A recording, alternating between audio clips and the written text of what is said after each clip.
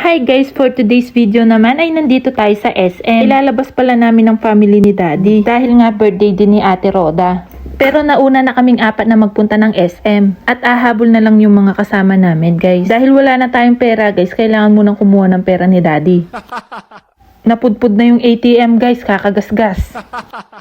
Dahil nga nakita ko tong sushi, napabili muna ako dito habang hinihintay kong kumuha ng pera si Daddy. At after nga nun guys ay dumating na yung mga kasama namin. Ayan na nga si Ate Kay at si Ate Keisha. Ang dress code pala natin for today's video is white. Dahil magpapapicture tayo ng family picture. Dahil anong oras na din to guys, need muna naming magmerienda. Kaya nandito kami sa Burger King nagmerienda guys habang hinihintay din si Ivan at Shai. Kasama din pala namin si Bapang Jojo for today's video. After nga namin dito guys, hahanap na kami kung saan kami magpapapicture. At ang plano talaga namin today guys ay mag-family picture at pumunta ng Sky Ranch. At dito na din kami magdi-dinner.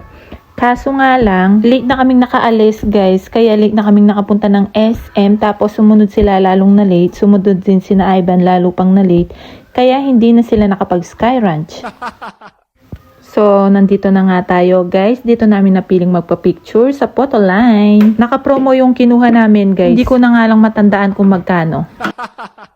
After namin sa photo line guys, dito na muna kami nagpunta sa may Tom's World. Dahil mamaya guys, pwede mo na din kuhanin yung pinapicture nyo. Buti na nga lang guys at hindi na kami nag-Sky Ranch. Dahil 6 PM na nga to nang nagpa-picture kami. Tapos hanggang 8 o'clock lang yung Sky Ranch. Sayang naman guys kung 2 hours lang silang magra-rides.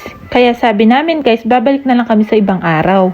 Kasi guys, bumili na din kami ng ticket sa online. So dito na muna sila naglaro sa may Tom's World. Ang dami nga naming biniling token guys, hindi man naubos. Kaya iniwan ko na lang sa Pilipinas yung mga natira. Dahil late na nga din to guys, late na din kami nakapag-dinner. Lahat na pinapasukan namin guys, magko-closing na. Balak namin silang dalhin sa Jerry's guys. Kaso nasa dulo-dulo kami guys. Kaya pagdating namin sa Jerry's, hindi na kami pinapasok kasi bawal na silang mag-accept ng customers. Kaya buti na lang dito sa Barrio Fiesta guys, nag-accept pa sila. Kaya dito na kami kumain. Yung in-order namin, bulalo, crispy pata, kare-kare at saka yung belao.